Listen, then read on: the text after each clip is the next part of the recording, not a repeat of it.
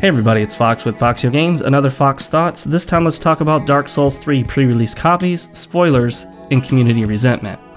Now the very issue of people receiving a free advanced copy is a bit controversial. To be honest, I'm not really opposed to it as a whole, because if we're going to have professional reviewers, which again, some people are opposed to that, then you can't really have people buying all of their games new to review them. First of all, they wouldn't be able to get out a review before the game was out for at least several days, which means that you wouldn't see the review until probably after you made the decision to buy it. Secondly, purchasing a game at $60 would negate most of their ability to earn a living. I mean, only the most popular reviewers will make more than $60 per video, especially in the first month. So having to buy all of your $60 games at $60 to review them, in most cases, most people who are reviewing them would be constantly in the red.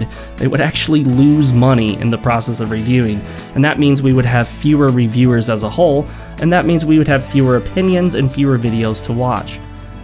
However, we know that this has caused a lot of issues concerning bias and objectivity. Now, for a really big reviewer, you know, those guys with like 1 million, 2 million viewers or subscribers or anything like that, even 100,000, 500,000, getting free copies of games is just sort of par for the course. It's part of the job. It's just a process that they go through. They don't really feel anything special from it. Some of them get so many free copies, they can't even get to them all. They may have free review codes sitting in their email that they don't even know about. So if you've got that many free copies from people, oftentimes people you don't even know personally, I'm not really sure it would affect your objectivity that much. If you're that big of a reviewer, you could slam a game and the company would feel like they're obligated to give you the next game just to try to get publicity out there. But the question becomes, what about the smaller channels, the smaller streamers, those people that aren't as big, but are big enough to get the attention of PR reps from the publishers? Will a review be equally harsh on a game if they got it for free from a personal rep that they know on social media? What if they're friendly with this person on social media? I mean, that's fine, there's nothing wrong with that. But what if they're friendly with this individual contacts them and says, hey, I got a free review code for you.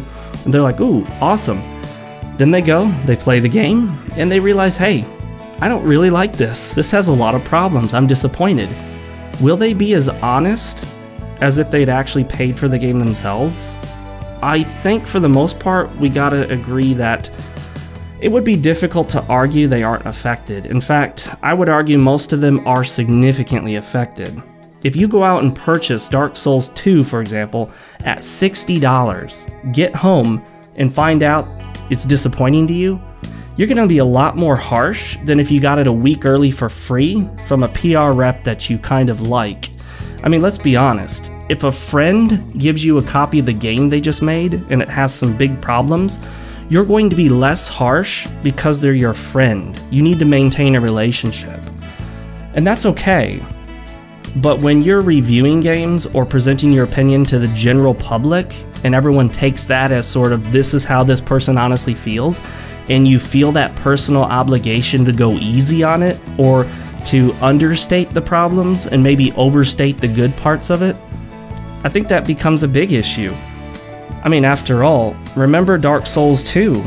All of the early copies that went out went to people that pretty much universally praised the game. I can't think of anybody who got an early copy who actively criticized it. I mean, just went out and really criticized it. They mention a few problems here and there. They might complain about some balance issues with PvP, but for the most part, people were saying that it was just better than Dark Souls. It's amazing, it's a step forward, it's got a ton of variety, it's awesome, it's incredible, you're gonna love it.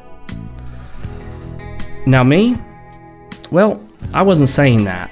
Even from the, what did they even call that? I can't remember. See, you can tell this is unscripted, can't you? Even from the network test that I played of Dark Souls 2, I was disappointed. I joined one other person known to the community in saying that I had some significant issues with the controls. I mean, there was the infamous phrase of floaty. Those controls felt floaty. They felt imprecise. And that was really frustrating. They may have looked more natural as the character moved around on the screen, but they felt wrong, especially compared to Demon Souls and Dark Souls. Ultimately, months later, after those free copies went out, nearly all of those people who were universally praising the game sort of switched sides. They started acknowledging the problems. They started actually complaining more. I even remember one person just sort of rage quit the game in frustration at how much they felt like the game was a disappointment. And some of them did a near full 180. And they went from it's better than Dark Souls in every way to, man, this game's got some problems. All of a sudden, everyone's on the Dark Souls 2 has problems bandwagon. Whereas before, it was Dark Souls 2 is great, and even if they acknowledged a problem, they acknowledged it in such a way that they were defending it. Like, oh, it's not a big deal, they can patch it out. You know, because we do that for things we like. If you're in a relationship with someone you like and someone points out a significant issue in that relationship, you're like, well, you know, it's not such a big deal. I mean, they know they're working on it. Even though in actuality, if you really think about it, maybe you recognize it's such a big problem that it should probably be a reason to end the relationship. Now, a relationship is not a video game. I know that. It's just an analogy. Analogies only go so far. But when you're part of what feels like a privileged group receiving something early and at no charge, you're thinking like, wow, all these other people, they gotta wait another couple weeks. And I get it for free. I don't have to pay $60. This is really cool. You want that to continue. You want to get the next game for free. So you might be a little too easy on it, to say the least. And I have a difficulty believing that a smaller streamer, especially someone where this is new to them, isn't going to be drastically affected by that.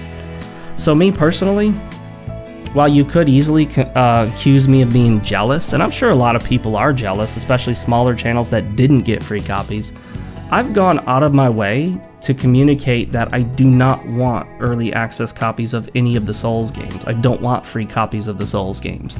I want to go out, buy it for $60 on day one, the release day where everyone else does, enjoy it with the rest of the community in the same time frame, even if my review of the game is late. And I'm okay with that.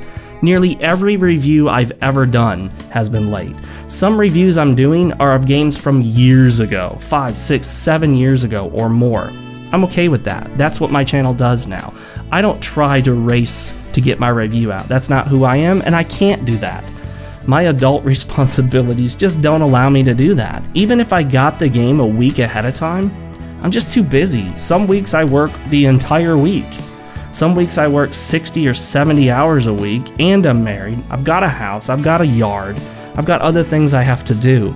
And so there are times where for days on end, I don't even boot up my computer or console. I don't even play anything.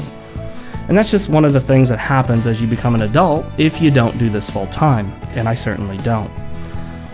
Now, there are some other issues here. Even if it doesn't affect the objectivity of the people reviewing it and streaming it, there's another big problem. And that is that there are going to be a lot of people in the community that not only resent those who got it early, but they're going to struggle with resisting the urge to watch those streams and to watch those videos. I mean, a lot of people will just not have the willpower to resist. They will give in. They'll feel like, you know, this is my favorite streamer and they're streaming Dark Souls 3 and they're not going to have another first time playing through it, and if I don't watch this, I'll miss it. And they'll especially feel left out of the loop if they're a subscriber. They pay to watch the streamer. Or if they're a moderator, they're supposed to be there to moderate the chat. Not only are they going to kind of ruin their first experience of Dark Souls 3, but spoilers are just going to get out there all over the internet. Some people have to go on internet blackout shortly before a game releases to avoid spoilers. They're in the comment sections on videos, they're on Twitter, they're all over the place, and they're certainly on the live streams. So, even if they don't watch those live streams, again, they're going to feel this sense of resentment that they're left out of the experience. I mean, if they were playing the game at roughly the same time, they could watch the stream and go, oh, wait a minute, he's at the point where I stopped. I'm going to go ahead and stop watching now and play the game for myself.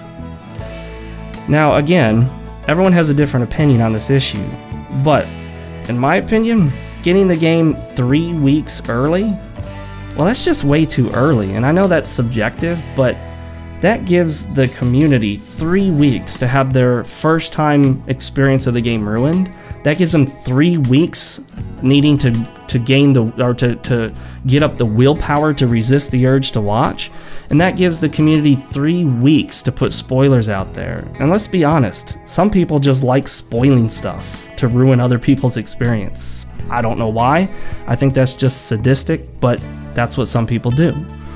So if you don't want Dark Souls 3 spoiled, well, if you're gonna make a comment on this video, maybe you should only scroll down far enough to comment in the comment box and don't read the other comments.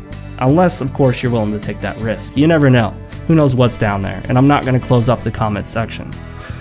But, as always, I would like to know your opinion. What do you think of pre-release copies to streamers, uploaders, and reviewers?